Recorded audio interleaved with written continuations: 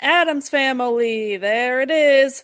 Whoop, on channel KRT, there it is. Whoop, Addams Family reunion. Whoop, this movie is shit. Are you surprised? This movie sucks. Snap, snap. This movie sucks. Snap, snap. This movie sucks. This movie sucks. This movie sucks. Snap, snap. I'm Tyler Green, Mez. I'm more kitsch, Addams. Is there even one that fits me? Rand Thing? Okay, Rand Thing Martin, I guess. Yeah, let's go with that. Okay, go with that, yeah. Which is funny because you remind me a lot of Wednesday to a degree. I get that. Oh, yeah. That's awesome. That is. Welcome back to Funeral KRT, the podcast where we take a look at the best and worst of spooky, obscure media. And boy, do we have a scary movie today, not because it's actually scary, but because it is scarily bad. You want to talk about squandered potential? We're going all the way back to the late 90s era of Saban adapting various franchises, and I will say this was not as bad as Casper the Spirited Beginning, but that is saying very, very little. This just feels like I'm gonna get one per holiday. I got Richie Rich's Christmas Wish, now I've got Addams Family Reunion for Halloween. This movie is kind of the same vibe as Christmas Wish. Well, no, you got two, technically, because you also had Casper. Yeah. Oh, no, per holiday, which means I need one for Easter, New Year's, Valentine's Day, 4th of July, Cinco de Mayo. Was Baby Huey Saban? Because no, I don't want to do that one. Yes, it was. I don't even know if Richie Rich Christmas Wish was Saban. I'm just going purely based on vibes. Oh, it was Saban. It was? Oh, yep. You know what? The Baby Huey movie was more fucking defendable than this. At least that one was kind of funny bad. Like, this was just a spit in the face of a great franchise. Listen, I know that there were some very large shoes to be filled in terms of a third Addams Family movie after how great the first two were. But for this to be as bad as it is, there's really no excuse.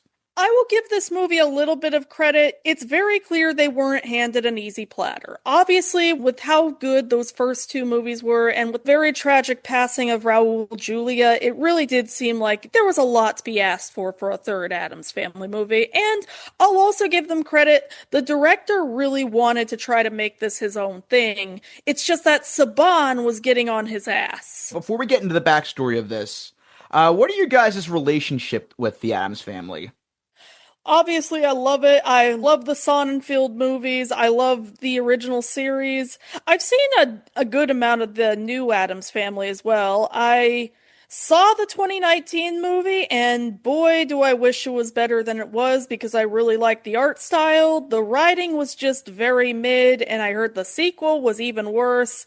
And, oh, jeez. But I'll say this, it's still better than this movie. Those two animated movies got us some great fast food promotions. Just Very like the fucking Wednesday yeah. series. Which I still need to see that. I've seen Wednesday, and honestly, I was very personally disappointed by it. I'm so glad the creators went on to write Beetlejuice 2, which was thankfully very good. Wednesday, I've heard the second season is better at least, because Jenna Ortega has more writing involvement in it, so maybe that's why. But I was left pretty cold by the first season from what I saw of it. That's understandable. I caught bits and pieces of Wednesday when I was living with my folks in New Jersey, and I wasn't impressed. Yeah, it's like, it has some good ideas to it, but it also feels like it was still kind of Tim Burton slowly breaking out of his finally getting over himself phase before he finally gave us Beetlejuice 2, so... Yeah. That won't be the only Beetlejuice joke I make tonight. Whoops, I said it 3 times. Well, what do we got here tonight, kids? I will say this, I would say we probably should have just gotten a third Sonnenfeld movie, but given that right after this movie, Wild Wild West came out, maybe we weren't in that bad a spot. Oh god, that was him? Oh shit. Yep. He also directed fucking RV, which I used to be obsessed with, and I don't know why. Oh god, that's right, RV. That fucking movie. And 9 Lives, which, remember when we thought that was the worst thing Kevin Spacey did? Forget it. Disgust. We should totally do an RV episode, though. Oh, God, Family Guy yes. tried to tell us. Family Guy tried to tell us about him, and we didn't listen. Oh, God. Why didn't we listen? Help! I've escaped from Kevin Spacey's basement! Help me! Ha! I am so outrageous! Back to a different nightmare. One of the worst parts of this movie is that it was very hard to fill Raul Julia's shoes, but they picked a pretty damn good casting choice. Tim motherfucking Curry. Tim Curry as Gomez is the most chocolate and peanut butter ass casting that I can think of, and he is wasted in this fucking movie. Personally, I think he should have been Uncle Fester.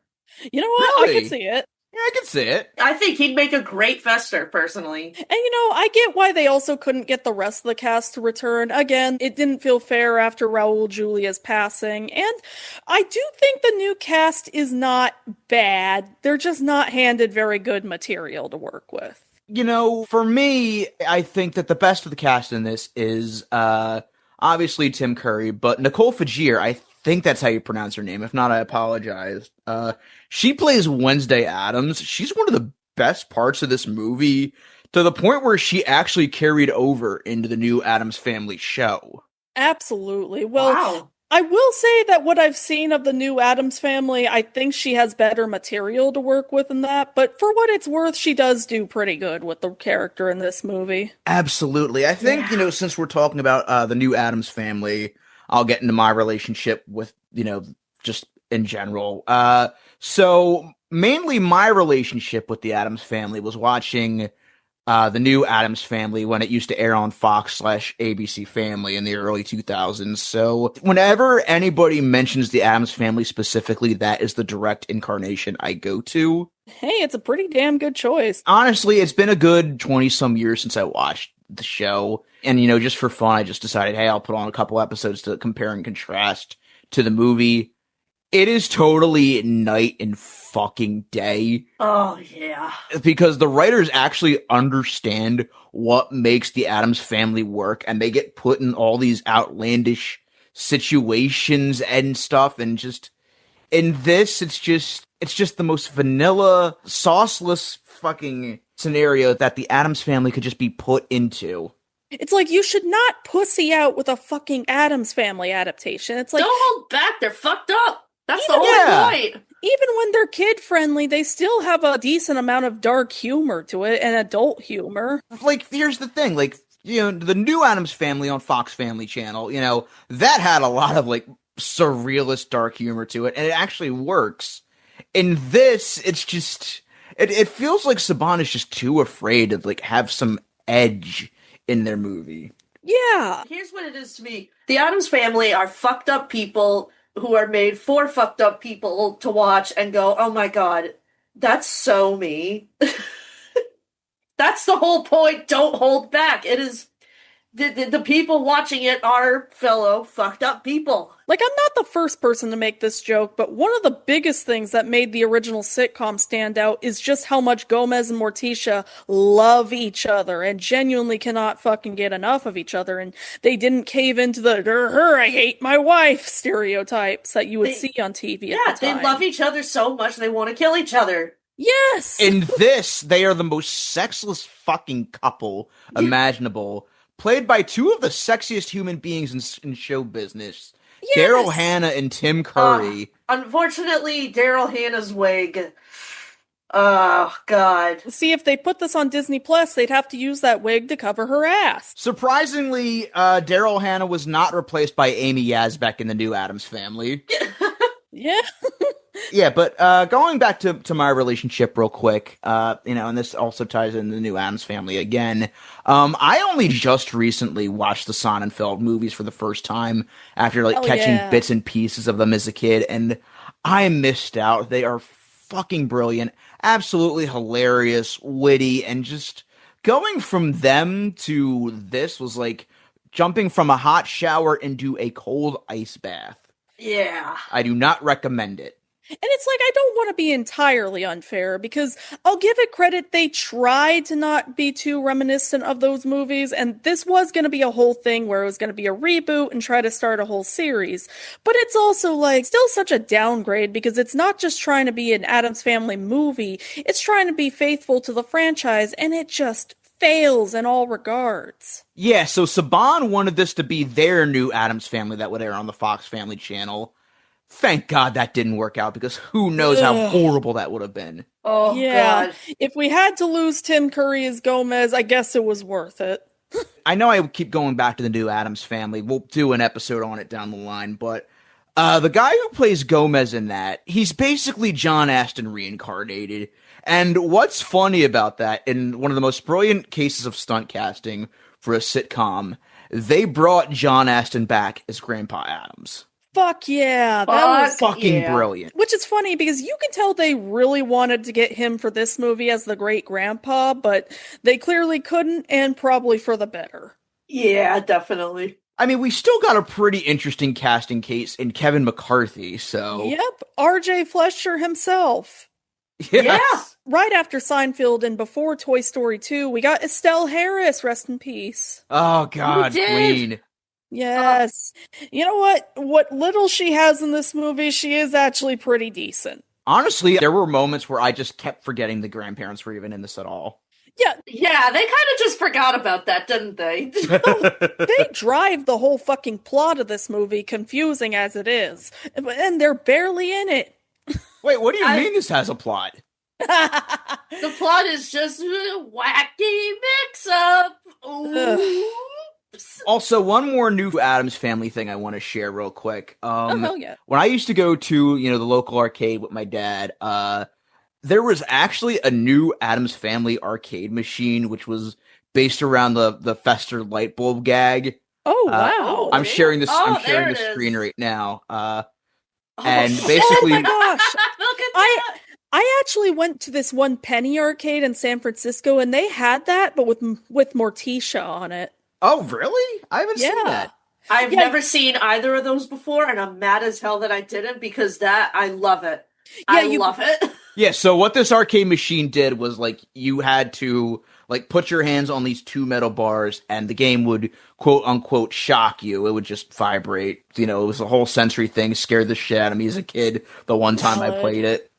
Honestly, I was able to use it, but I have a feeling I probably wouldn't have been able to as a kid. It probably would have scared me as a kid, but yeah. Oh my God, I want to try it so bad. It made some goofy sound effects, and it played, the Addams Family theme. I love that they knew who their audience was, basically. So, Randy, how about you?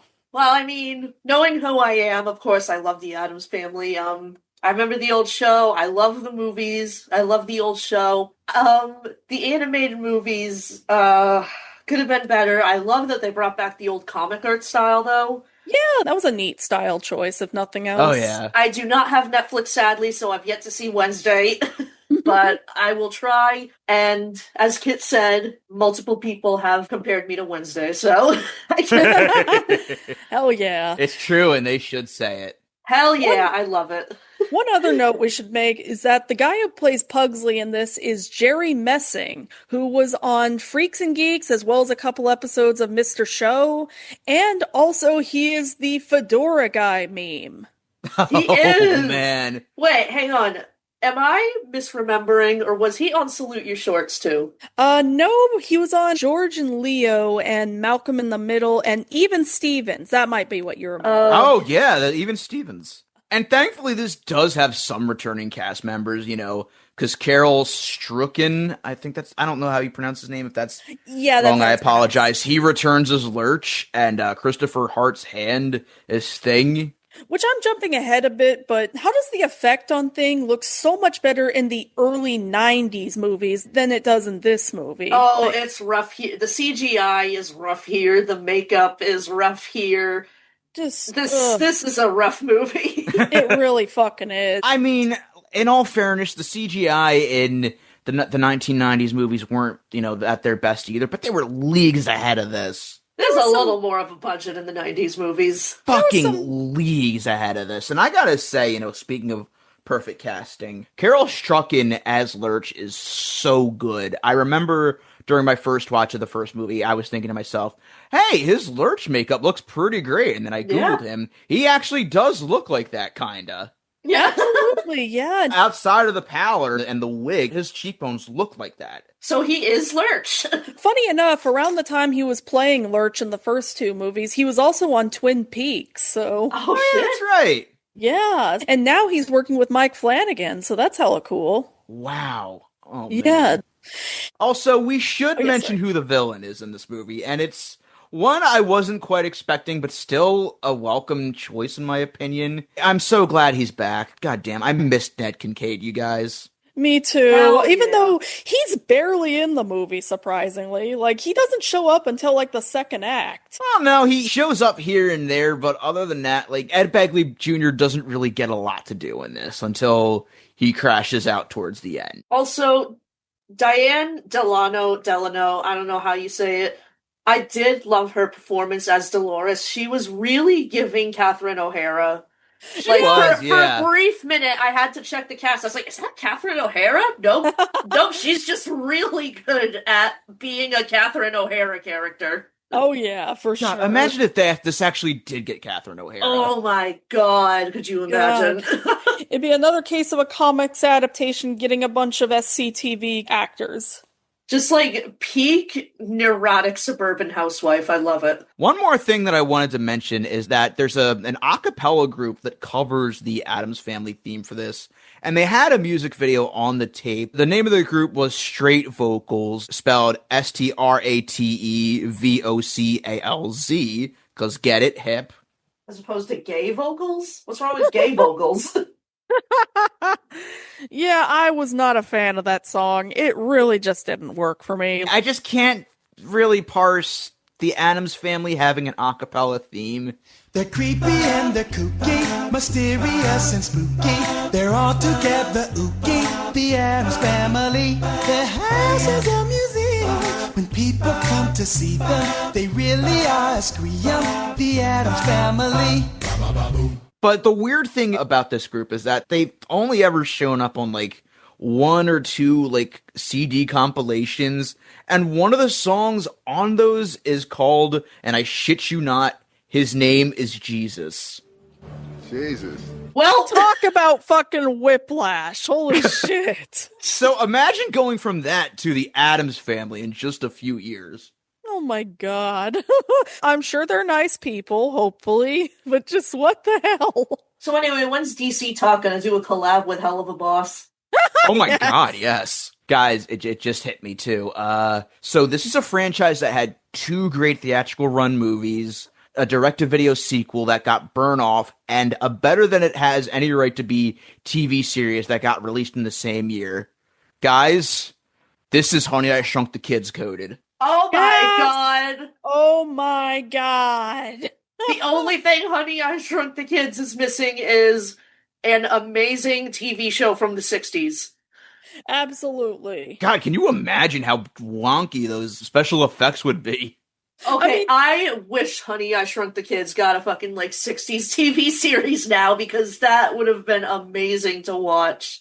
Well, I'm making a fan film out of this. Hell yeah. For a second, I forgot Flubber existed, so I was about to say, isn't that just the absent-minded professor? Then I was like, oh, You know what? Yes, it is.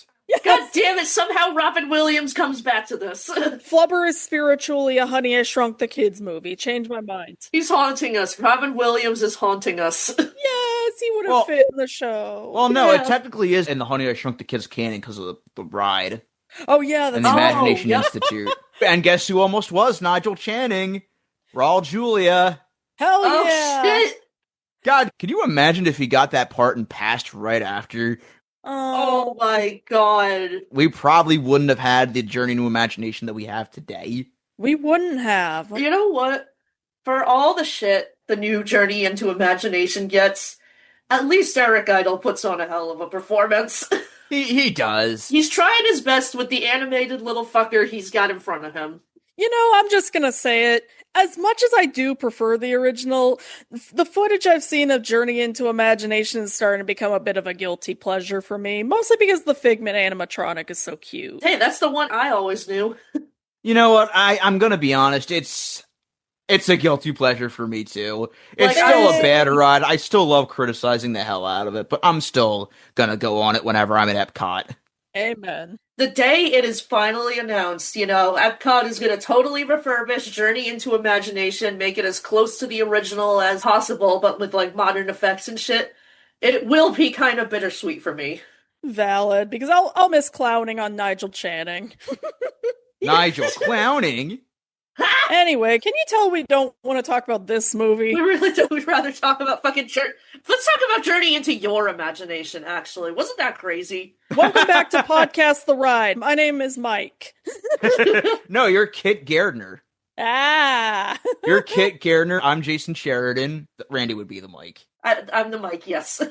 So this movie starts with basically the origin story of the villain from All of the Other Reindeer. These postal workers keep getting fucking murdered by this house. I love that this movie opens with a close-up of the mailman's eye and him endlessly mugging to the camera. So this is obviously the son of the mask to the Addams Family franchise. Oh man, the amount of Son of the Mask jokes I made when seeing the CGI, especially the CGI tongue on the mailbox. Oh my god. I get they were working with one of the lowest budgets imaginable, but did it have to be this bad? Yes, It's yes rough.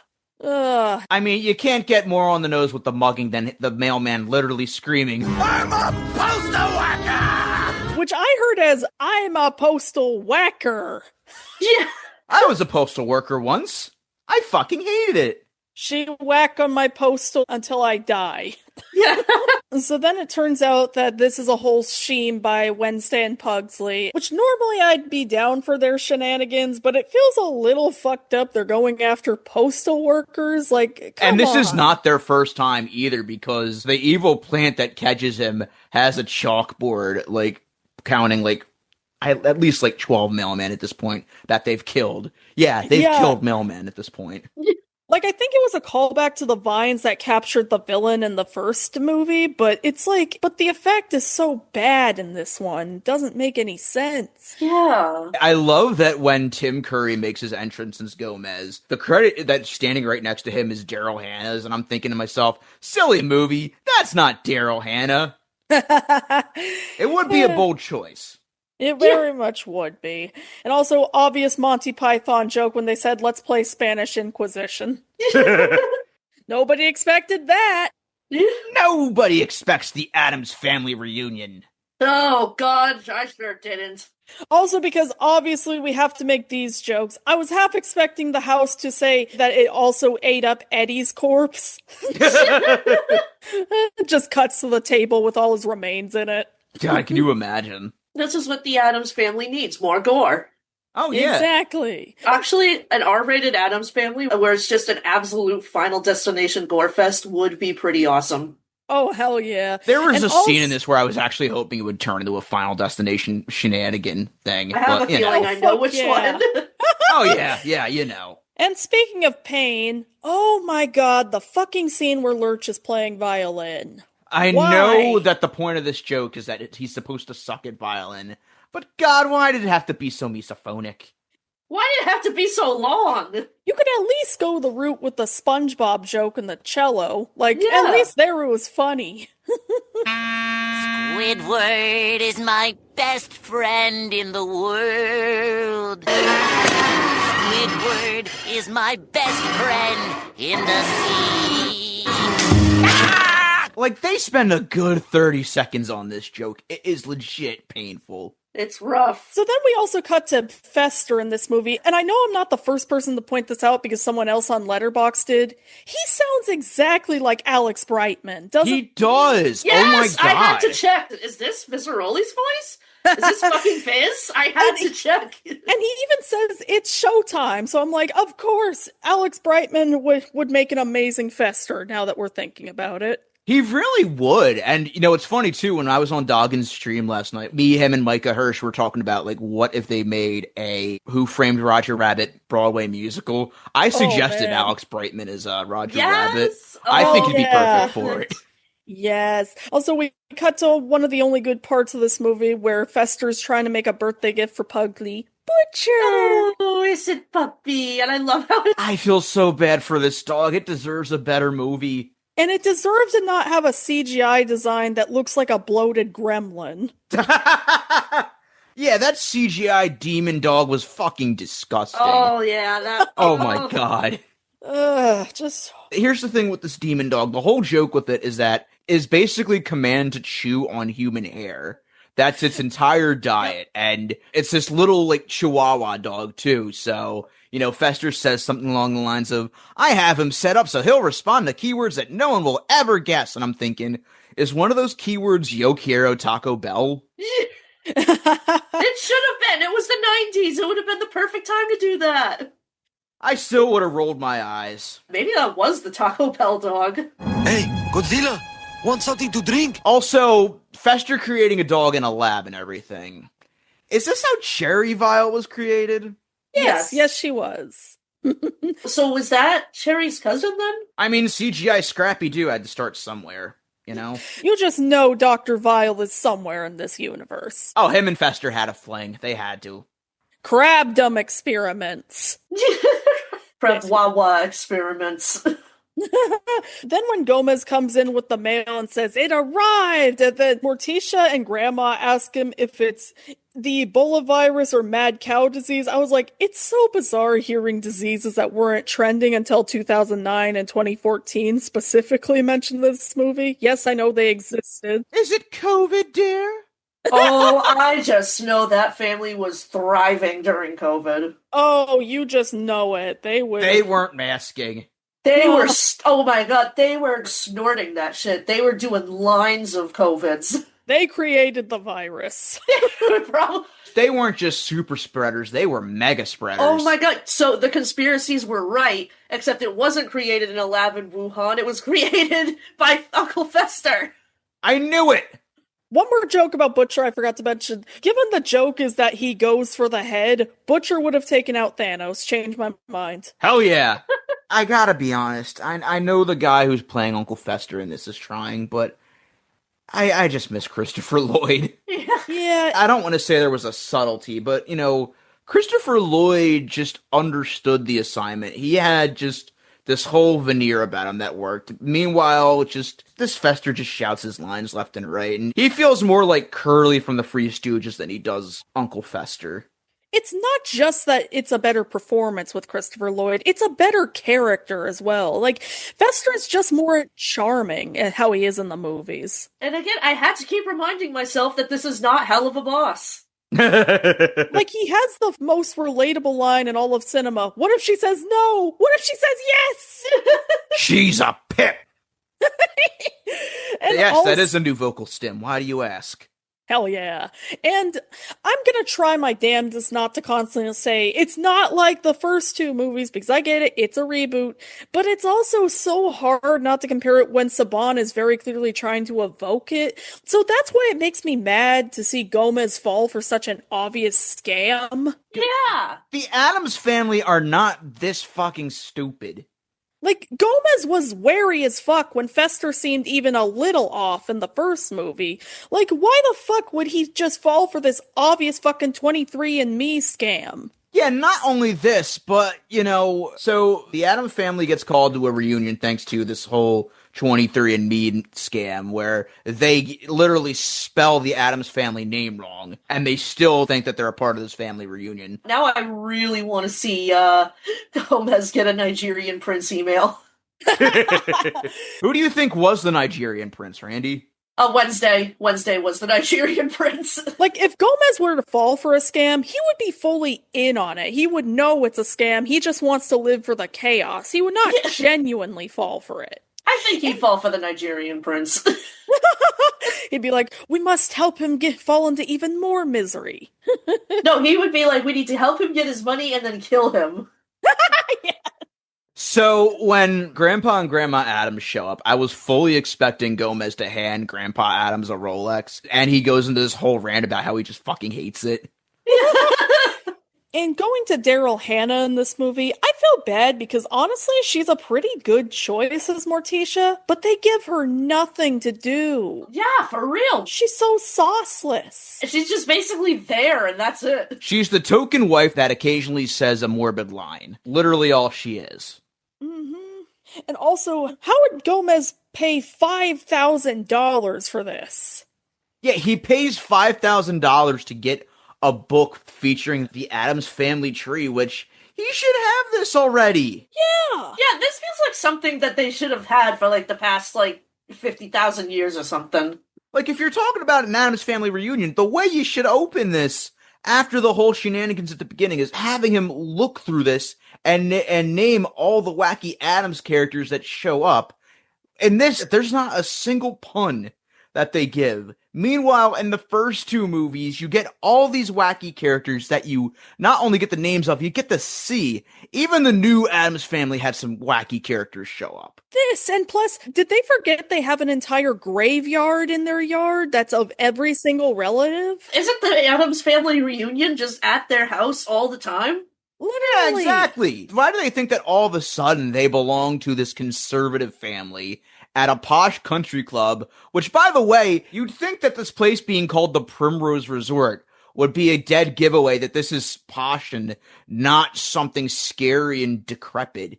Exactly. And that's the thing, Morticia lampshades this too. She literally asks and says, shouldn't we call an RSVP?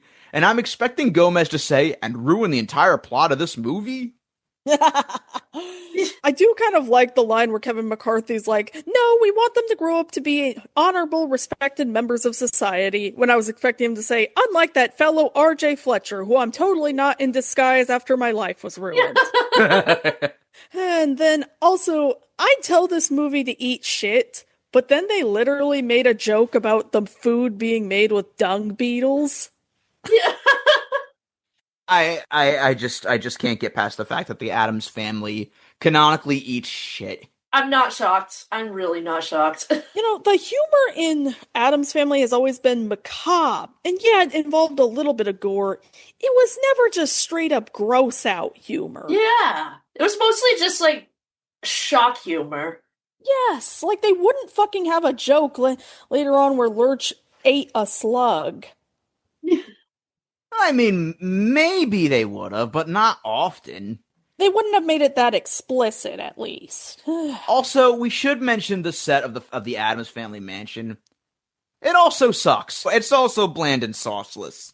Man, it's like they tried their best with the budget, and it's not the worst set I've seen, but the cinematography in this movie is so shitty that it doesn't translate well at all. Oh my god, zoom in shot, every other shot is like a wacky zoom in shot. It's so, oh my god.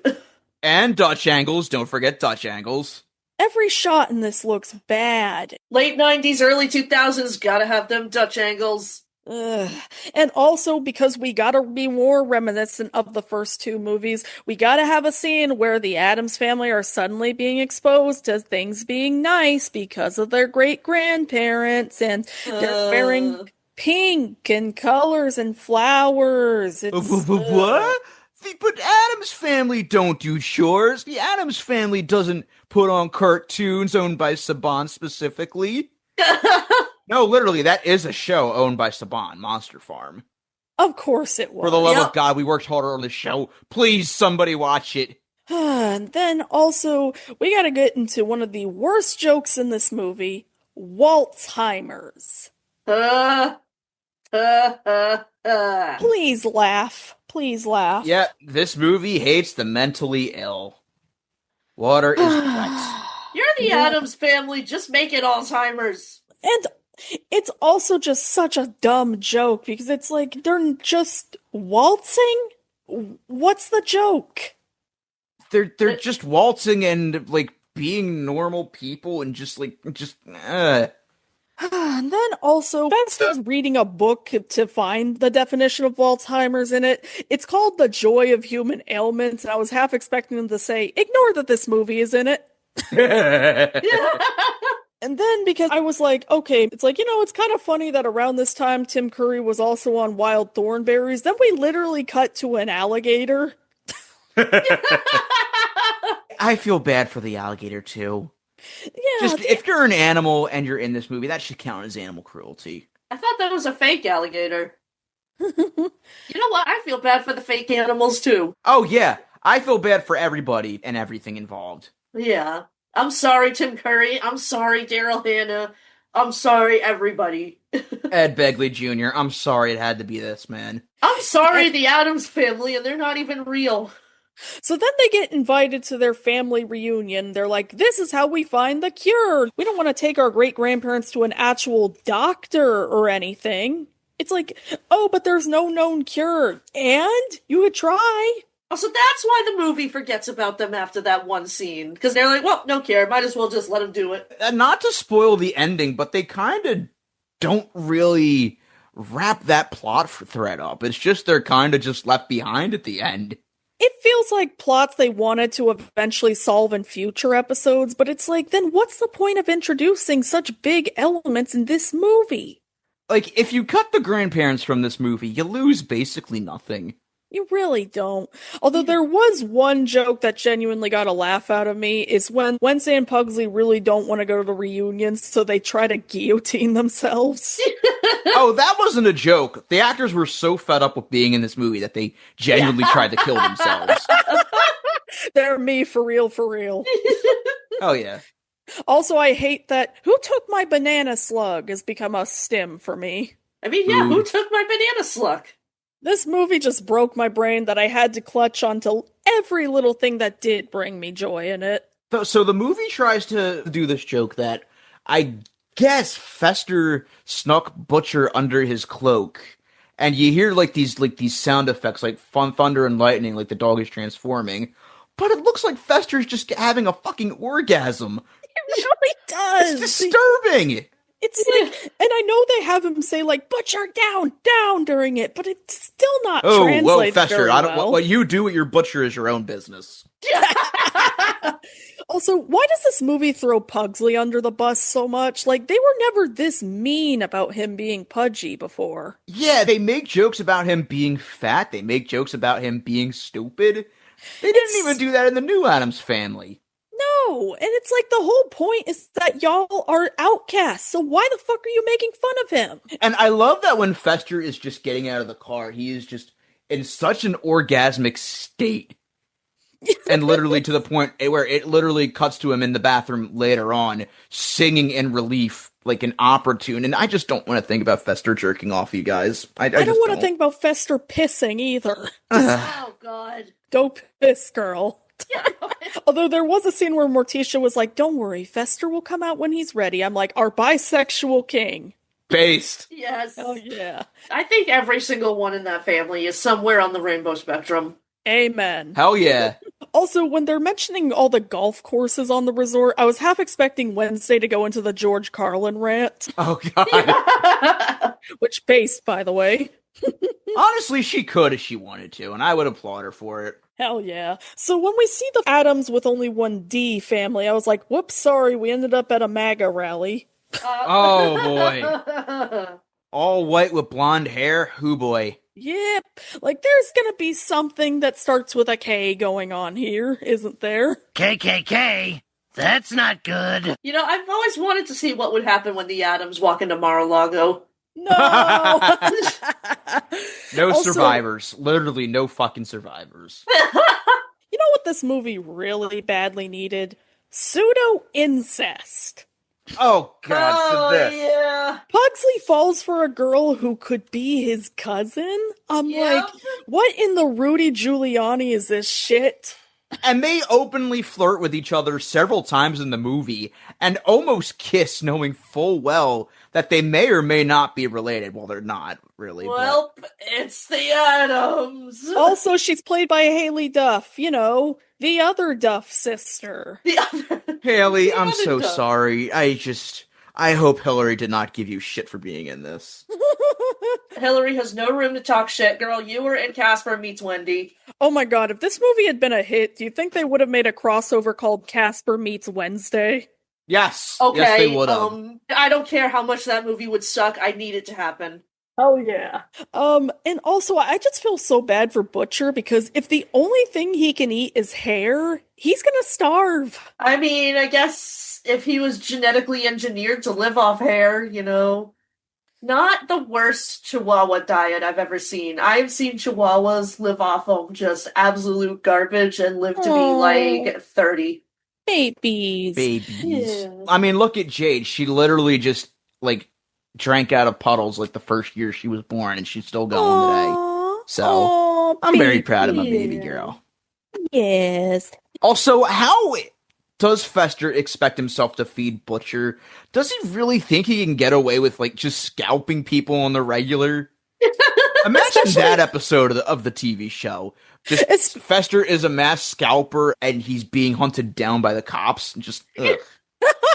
It's like, that could be detected, too. That's DNA evidence right there. Yeah. That actually would make for an interesting episode. It would. Yeah. But again, it's just Saban. They don't have balls. Also, I apologize if I'm jumping ahead a bit because this plot is so fucking hard to follow. And so then we cut to Morticia talking and conversing with the other moms, and there's a scene where she says she shops at Black & Decker. Black & Decker isn't a clothing store just because it has black in the title. What the fuck are y'all on about? Black & Decker, Black & Decker. Black & Decker, Black & Decker.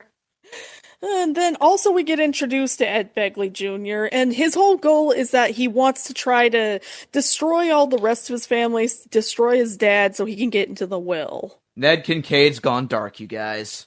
You know what? I did not feel bad for that dad at all, because he was so shitty to service workers. Yeah. I gotta be honest, I genuinely wanted Ned Kincaid to win. I genuinely wanted him to kill the dad and get the inheritance. I know the whole joke is supposed to be subverting the, why would someone want to kill the nice dad character? And the dad is just a fucking monster. No, I genuinely wanted him to die. It would have been a net positive. Also, there's a joke Morticia makes about how, given how terrifying it is and all the dangerous situations they could get into, we've decided to keep the kids in public school. That aged fantastically, didn't it? The one piece of social commentary that worked in this fuck-ass movie. And this was a year before Columbine. Oh, God, you're right. Man. What did they know? I will say, the dad chanting, drink, drink, drink, drink. Fucking mood, my man. God, I know. That's watching this? You watching this movie, I was just like him. You know, the idea of the Addams family being against another family that's also really messed up is actually a pretty good idea for an Addams Family movie. It's just too bad that the execution is doo-doo. Yeah. I understand fully what the director wanted to go with. And it just pisses me off that Saban completely pissed on his dream. Because some great ideas do come through in this. Like, the mom character, like, being horrendous to her children. And ironically, later on, she gets custody of Pugsley and Wednesday. We'll get to that later. Yeah. Like, the whole joke with this, where it turns out, yeah, this family is messed up in their own right. Yeah. And also, there's a scene where Dolores just flips out on her kids, and I get the whole joke is we're supposed to show how crazy this family is, but it was a little uncomfortably real to how a real shitty mom would act. Yeah, it was. I mean, yeah, credit to her, she was doing her best with the material, it just made me very uncomfortable. Also, there's a whole joke where Gomez says that the grandparents were asking to see Willard Scott. Because what was Willard Scott doing at this point? He's doing weatherman work and Holy Man. Oh yeah, Holy Man, he was in that. That had a terrifying scene with Morgan Fairchild, and that's all I remember. Oh god, poor Morgan Fairchild. Poor us. Still beats the fuck out of having the guest star on Friends. True. Also, we gotta talk about that fucking couple that was supposed to actually attend the reunion, except here's the thing. I don't wanna. They were fucking annoying. Uh-oh, SpaghettiOs. A family that's supposed to be at the Addams Family reunion is at the Addams Family mansion. Womp womp. Hey, look, it's not Brad and not Janet. Oh, God, it's like... Also, oh, wait, one more. Hey, it's not asshole and not slut. Also, did you guys notice that obvious fucking wig the wife was wearing? It was so bad. That kept taking me out of it. I'm so sorry. Why is the makeup in this movie so terrible? I don't get it. Why is everything in this movie so terrible? Because I hate you!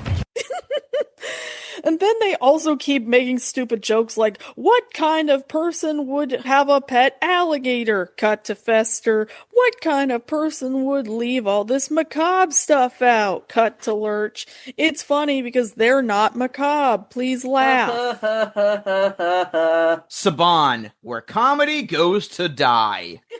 The problem with the Addams Family franchise sense values is that it feels like a lot of people go into the movies without fully understanding how the humor of the franchise works. It isn't just, oh, they're different. It's also that they have a brilliant sense of comedic timing as well as a good way to make it dark. Yeah. They don't just say, it's wacky shenanigans, but with the Addams Family. This movie... Well, no, I don't want to say it feels like bad fan fiction. This movie is bad fan fiction. It really is. Yeah. Oh, God. The one of the only other laughs I got from this movie was Ed Begley Jr. and Tim Curry playing off of each other. They surprisingly have good chemistry. You know, I know that on this podcast we obviously love Ed Begley Jr. He is a king in our eyes, but every time he shows up in this movie, it becomes a lot more captivating because him playing off of Tim Curry is just so great. And these are the only times in the movie he actually gets to act like Gomez. Yeah. Gomez is known for doing like really badass shit. And when Ed Begley Jr. is not around, he's just sulking and just bleh. He's not doing anything. He's just there. He really is. And also, I could not give less of a crap about the croquet scenes. I was just like, unless they bring flamingos into this, I don't care. Croquet is just fancy golf. It really is. And wait a minute, I hate golf. So later on, you know, when Fester is like hunting for hair for Butcher, he sees that the dad is sleeping. So Fester takes out like a pair of garden shears, and I'm thinking, oh sweet, he's gonna go Sweeney Todd on this guy. But no, he gives him a mohawk because haha, it's funny. Also, why was even the mohawk CGI? Like, whoa. It was giving Fruit Gushers commercials. It really was. Because it's a mohawk and it's not his normal hair and Also, during the joke where Ed Begley Jr. is feeding him pills, I was half expect one of them just to straight up be cyanide. God, I wish. I will say there is kind of a fun fact in this movie that I like. It's where Wednesday and that one girl are talking, and they make a reference to how their ancestry goes all the way back to John Adams and John Quincy Adams. That's actually what happened with Charles Adams in real life. Like, he was actually related to them. Yeah. Yeah, that's right. And then also they say, our ancestors go all the way back to Vlad Impaler, which, again, you know who your ancestors are. Why did you fall for this scam? Exactly. You know what? Maybe Gomez just likes falling for scams just for the fun of it. He's a cuck for it. That's canon. It's gotta be canon, right? Also, since this is a Saban movie, of course, even though they're not the focus, of course this movie has to have the token bully kid. Yep, and he looked exactly like Reggie, I swear to God. Holy shit, he did! If you told me that was the actor who played him, I'd believe it, honestly. Yeah. Also, who wanted to see Lurch be creepy towards a woman when giving her CPR? No one! Too bad you're getting it anyway. Jesus Christ. I don't ever want to see his mouth that close up again. Jesus shit. Why did they have to make Lurch a perv? Why? And it gets worse later on in the movie, but we'll get to that. Oh, God. Fuck, man.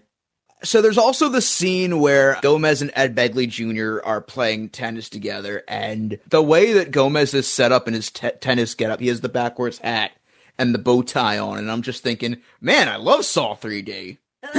Oh, God. Disclaimer, I do not love Saw 3D. That movie is a misogynistic piece of shit. When I said I wanted Carrie Elwes back in the franchise, this is not what I meant. I am just so glad that we got Saw X.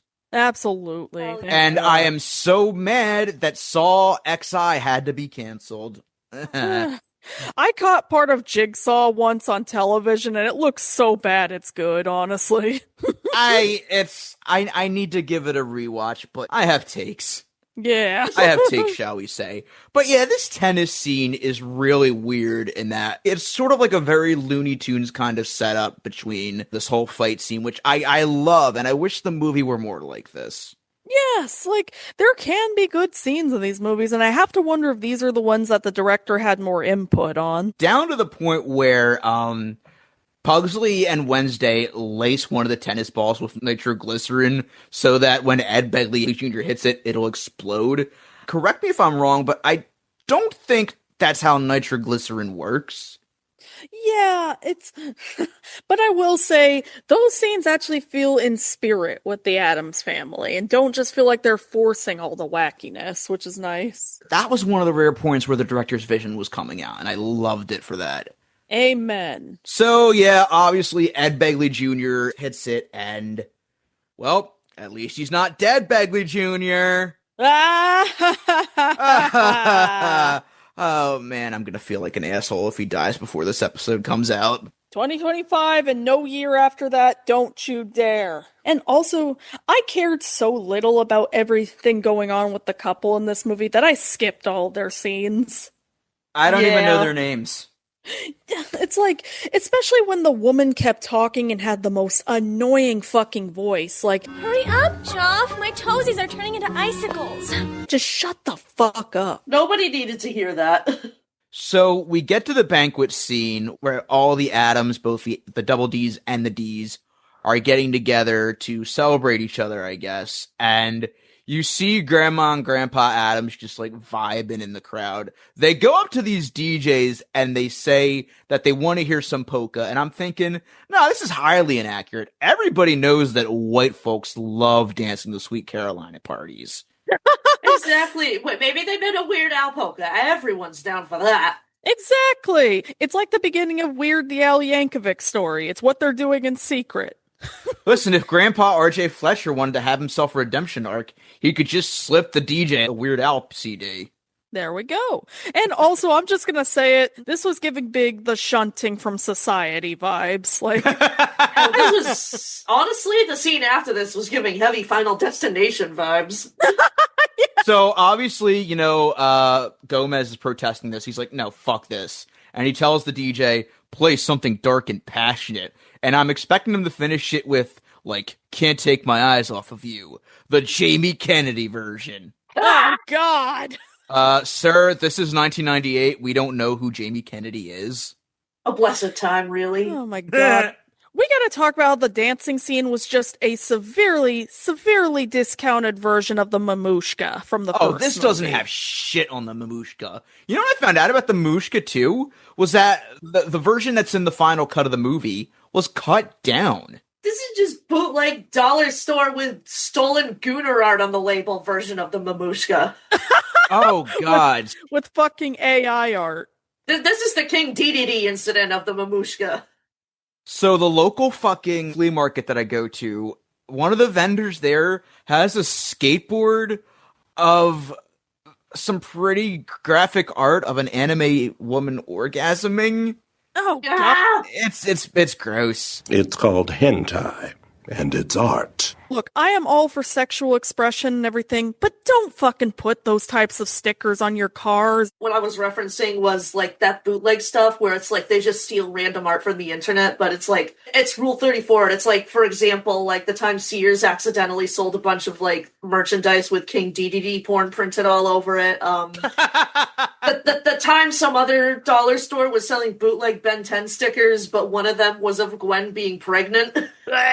No. Jesus Christ. And then one I just saw of bootleg Five Nights at Freddy's merchandise, whose label had art of sun and moon with very suggestive expressions on their faces. You know Jesus what? shit. I never thought I'd say this, but bring back the evil stick. Please. So when I reference that, what I'm saying is it's so lazy, they didn't even look fully at the art they were stealing to bootleg this. They just said, yep, this looks like the character we're putting on, and put it on, not even realizing it's porn. Also, I know water is wet, but why does every fucking scene in this movie go on forever? Like, the hallway scenes go on forever, the bathroom scene goes on forever. You know, for a movie with endless fucking, like, sped up zoom-ins for every shot, this goes slow as hell.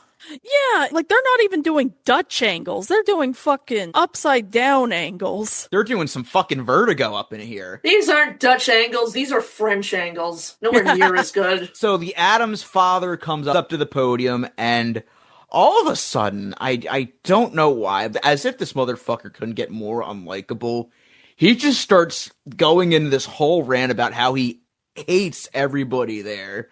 The only part of that I actually enjoyed was him outright saying, "I'd sooner drop a screaming walrus down my pants than spend another minute with the entire lot of them. In all my life, I've never seen so many blood-sucking sycophants." And you know what? He's right. That's my favorite lyric from One More Minute. You know what? Valid crash out. Yes. And it would have been so fucking hilarious. It just, after the dad's speech, someone just got up and threw a fucking glass at him and knocked him out. He's dead. Let's get the money. The whole problem with that scene is that we're supposed to like that guy. It's like, no, just make him a full-on asshole. It's much funnier if you do that and make him completely in the wrong. No, if anything, I just feel sorry for Ed Begley Jr.'s character for having to put up with him. No wonder he wants him dead. And speaking of... Oh, man. Oh, man. I can't believe how great Ed Begley Jr. plays Unhinged. Holy shit.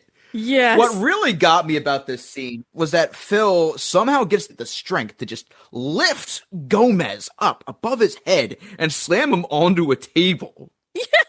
You know, I don't know if they had like stunt choreographers during this scene, but honestly, that was not bad. I should have taken a better look at the stunt double they used for Gomez, but I'm sure it didn't match.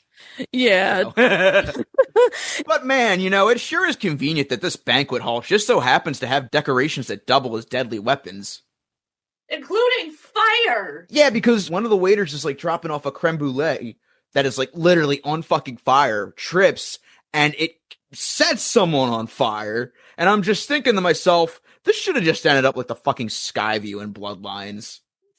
Down to the dad being crushed by a piano. Yes. And also, one more quick note about the dad scene. I did get a small laugh out of Morticia asking if blood-sucking sycophant was on the menu. Like, we're out of the blood-sucking sycophants. How about the steak? You see, this movie can be funny if it wants to, but for some reason, it just chooses not to. And I am solely basing that off the fact that it had to have been because Saban just wanted to water this down for kids, which doesn't make sense because there's a joke that is actually pretty graphic later on that goes uncensored. Yeah. You get exactly one adult joke per Saban movie. And so then we also keep cutting back to the scene of the couple trying to escape from Grandma, and they throw in a Shining reference, cause get it? I don't know why Grandma Addams suddenly just wants to kill this couple, but I can't say I'm against it, so... No, let her cook. Let her cook. Let her cook. The really dumb part is that, I know this is a nitpick, but when they get electrocuted, you know, obviously the problem here is that they don't die, but they have the bit where their hair sticks up, like, directly after being electrocuted, and they stay like that for the rest of the movie. That's not how the joke works. They're supposed to go back to normal in the next shot. I was so disappointed they didn't turn into skeletons like that scene in Home Alone 2. Like, come on. Oh, God. Instead, no, we get a realistic electrocution. Boo! Let's be real, they wasted the skeleton budget on that skeleton in the closets joke earlier on in the movie. If I wanted a realistic electrocution, I'd just go on Live Leak. I'm watching the Addams Family, for God's sakes. Alright, so Ned Kincaid going dark mode. I love this scene. I can't lie, during the scene where Gomez is like, I take it that we're no longer limiting the stakes to $10,000. I was like, I take it we're actually having stakes. I'll take mine, well done. Yes, I do genuinely love the fight scene between Gomez and Ed Begley Jr. It's like one of the few enjoyable parts of the movie because it doesn't feel like it's paced slowly as hell. I kind of love how that scene with the dog running and then Thing chasing after it looks like a PlayStation 2 cutscene. Oh yeah, Thing's in this movie. The movie forgot about him, but he's in it. Yeah, now he's on dog chasing duty. Yeah, God. no, he's out of commission for half of it because apparently they do a joke about him getting car sick and then They just remember he exists so he can just bring the dog back. We don't have the budget to put him in here. Also, how the fuck did Butcher get into the bathroom? Did he just, fall through the vent or something? And Addams did it. Yes. That CGI effects did it. I mean, that thing more than likely did crawl out of Ray Harryhausen's nightmares, so... There we go. And then we gotta talk about one of the scenes that pisses me off the fucking most in this movie. The way they have Lurch sleepwalking and subtly chasing the woman around. Why was that necessary? Yeah, because it's bad enough that this woman is just being chased by a hair-eating dog. Uh-oh, SpaghettiOs, Butcher's in the same room as the lady getting her hair done.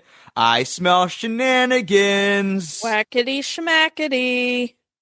But no, it's just, I felt so bad for this woman. I apologize if this is too far, but I almost wish this woman would have drowned on her behalf, because she does not deserve this at all. Yeah. What's crazy, though, is it feels like, Lurch is, sexually harassing her, but, totally by accident. Yeah. The first time, he's, actively saving her life, and then the second time, he's just sleepwalking in her direction. They're trying to pretend that this is wacky and funny and not fucking terrifying. It's Homer Badman all over again. All they had to do was not fucking turn her into Lurch's Herbal Essences commercial dream. Yes, no, that's literally what it is, because they do a transition where it seems like he's having a dream where she's orgasming, but it cuts to her in the bathroom. No, she's literally just writhing in fear of what just happened to her. When I was begging for this movie to actually be horny, this is the opposite of what I meant. Oh, and by the way, we never see her again after this.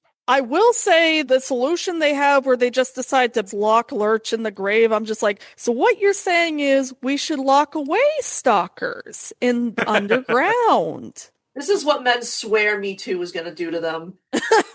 And you know what? I wish they would.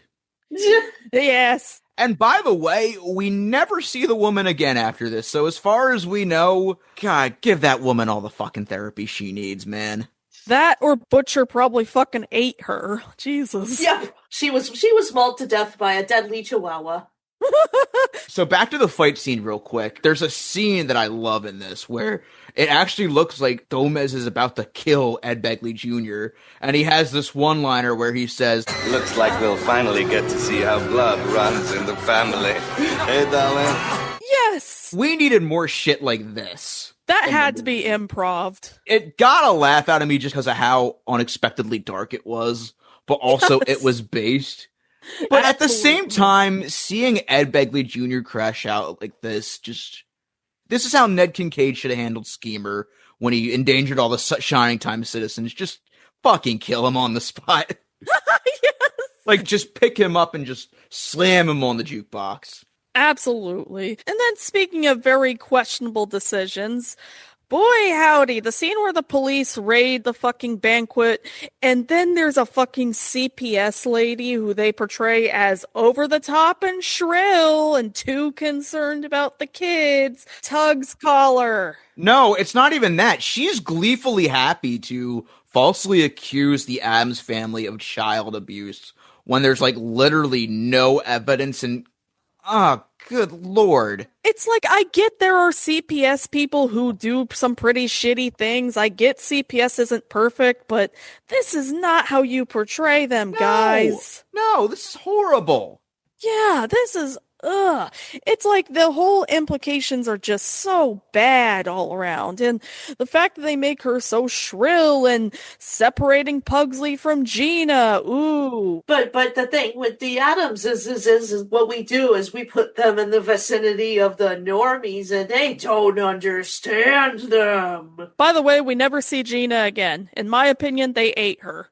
Personally, if I saw a family like that, I'd be like, okay, I'm minding my own business. Yes. If I see a family where the kids are just as homicidal as the parents, I'm like, you know what? They're handling it. Look, as long as they're not waving around guns like the fucking Mormon families and shit, that's fine. I don't think the Addamses are into guns. I feel like they're more into scalpels and electric chairs. Hell yeah. Which, by the way, the moment that Pugsley and Wednesday get caught is when they are digging up the corpses of the Primrose Resort owners, which, Yeah, sure. Why shouldn't those be put on property? Yeah. You ever just bury grandma and grandpa in your front yard? Not even your backyard, your front yard. Oh, Christ. Do you think they're going to do that with Trump and just bury him in front of the White House the day he dies? Please, please, please, let me get what I want. Also, fuck you, Morrissey. In all fairness, my grandparents are literally in my house. Oh, yeah. Oh, that's nice. Grandma and grandpa are buried in my house. Also, one more thing I gotta point out. When they're separating Pugsley and Gina, they try to kiss. They're fucking related as far as they know, even though they're not. Yeah, it's like on the one hand, ew. On the other hand, I feel like this is on brand for the Addams again. Oh, Christ. Do you think Pugsley is going to be like Giuliani and be disappointed that she isn't his cousin? Oh, good lord. Insert that John Oliver line here. And he launched a consulting firm called Giuliani Partners, a name that sounds a lot like a euphemism for cousins who fuck. Oh, them? They're Giuliani Partners. It was love at first sight at their great-grandmother's funeral. Nana always was a matchmaker. We trace our roots back to Alabama. Anyway, hey, look, it's Clint Howard. Yeah, Clint Howard is in this movie as a dog catcher, and he catches Thing instead of thinking he's like, oh, a disembodied hand. Maybe this should go to a science lab. No, he literally thinks Thing's a dog. Real quick, no, what he should have said is, oh, a disembodied hand. Ah!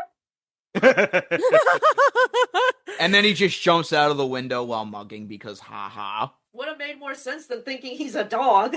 Another thing about the dog catcher scene is, why do we have to villainize Rottweilers? Rottweilers are babies. They really are. I had 2 Rottweilers as a kid, Zelda and Maya.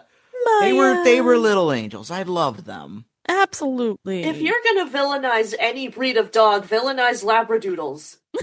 I mean, in that case, that's not their fault, but yeah. Yeah. I mean, this movie also did villainize a Chihuahua, so...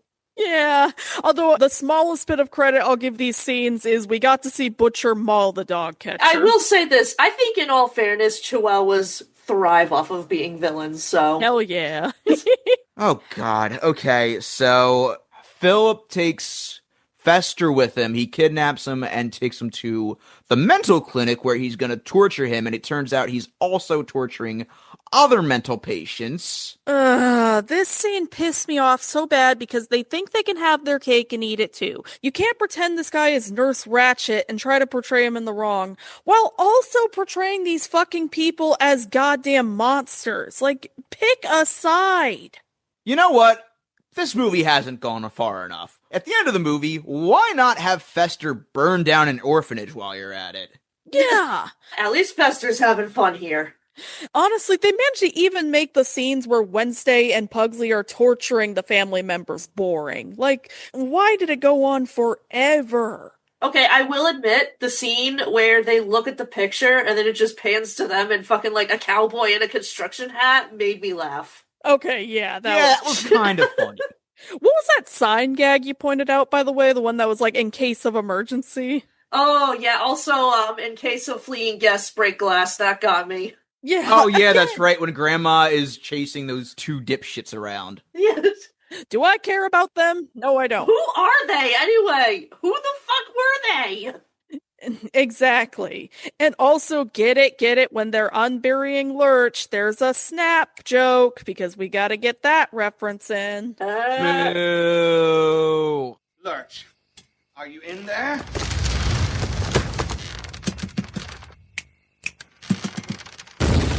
Ha ha, very funny, motherfucker. Yeah, so we'll talk about how they bring Ed Begley Jr. down. So, Gomez and Morticia, they escape from prison, and they go to the hospital, and they decide to set Ed Begley Jr.'s character up to essentially be tortured by the mentally ill patients, which... Okay, so I have a lot to unpack here. First, this movie does not view the mentally disabled as people. It views them as fucking weapons and punching bags. It's disgusting. You know, while the first 2 movies, of course, didn't have exactly tasteful jokes when it came to, you know, mental illness, they were, like, rare and far in between. In this, it's an actual fucking plot point. And they kept the focus of the real villains being the fucking society and the high class people. And second of all, I just feel like having Gomez and Morticia torture someone out of pure spite, just completely out of character. I feel like in the first two movies it made sense as, you know, the villains in those movies were people who were actual problems in society, you know, like the shitty lawyer and Gordon/Fester's mom, or yes, Debbie. And the fucking Sarah Miller scene in Addams Family Values. It was all to stick it to people who were actively doing shitty things. Yeah, and in this, it just feels mean. Yeah, I know that this character is an asshole, but it just feels mean. Because they don't make the Addams Family more likable in comparison. Everybody in this movie is just equally an asshole. Yeah, so this movie probably would have radicalized me to hate Death Row. That's all I'm gonna say. Wait, guys. Guys, it just hit me. So Ed Begley Jr. is playing an erratic character who is having to deal with these outlandish characters to the point where he snaps, and at the end he dies by electrocution. Ladies and gentlemen, Ed Begley Jr. is Frank Grimes. Oh my god! My god, you're right. Oh my god, it fits. And then, of course, we have Ray Walston save Gomez and Morticia from prison because he's redeemable, really, guys. Not really. earned. Turns out he actually fucking loves Gomez and wants him to have the big fortune everyone was hounding after. Yeah, that can totally legally happen, I'm sure, and won't result in a shit ton of lawsuits. Trust me, guys, you don't want this. And because this movie doesn't have enough wacky shenanigans, there's gotta be a big car accident scene where all the cars gotta go around chasing Ray Walston on his bike, and we gotta see that couple who stole the mail truck. We totally didn't steal this from the Blues Brothers. And the publishing company gets crashed into because poetic justice, I guess. Yeah, Sure. I'd be lying if I said they didn't deserve it. Oh, yeah. And of course, I predicted this joke so early on. Let me guess, when Butcher meets Cousin It, he's gonna try to eat him. Yep, I was fucking right. And it would be a funny joke if it was at all clever and well-paced. Man, Cousin It in this is just fucking wasted. Yeah. Remember in the first two movies how Cousin It just had enough riz to get married and have a kid? And in this, he's just there? You know, I wonder what that was like. Oh, God. Oh, God. I'm not going to think about that. That's... Nope. They had sex. Also, you gotta love that when Pugsley is sad that he'll never see Gina again, they just tell him to suck it up. Like, oh, you'll find someone else someday. Like, bro, that is your cousin. Stop it. Well, not his cousin, but still, yeah. Yeah. You thought it was your cousin, and that I don't know what's worse. You thought that was your cousin and you were okay with it. Also, I know we kind of went over this, but the fact that they never resolve the grandparents' story and just leave them with the family to drive them crazy just is so wrong to me. Yeah. Again, it's just so mean. Nothing about this feels earned. It's not funny, mean-spirited, or in a way that feels earned. It's just annoying and bad. And then also the fucking movie turns into Oppenheimer at the end. Because or should I say, Waltzenheimer. Oh, I was gonna say Addamsheimer, but there you go. Yeah, Kit, it's okay if you do it. This movie broke you. It's fine. Honestly, I was really hoping it would just cut to all of them looking horrified like the end of Oppenheimer and make them all realize, oh wow, we released this terrible movie onto the world. We really are rising from the ashes. You think Gomez ever got jealous of Oppenheimer? Oh, he sure did. Oh, Fester had to idolize him. Prove me wrong. Oh, I'm pretty sure Gomez was sitting there like, God damn it, why didn't I think of that? You know how this would be improved?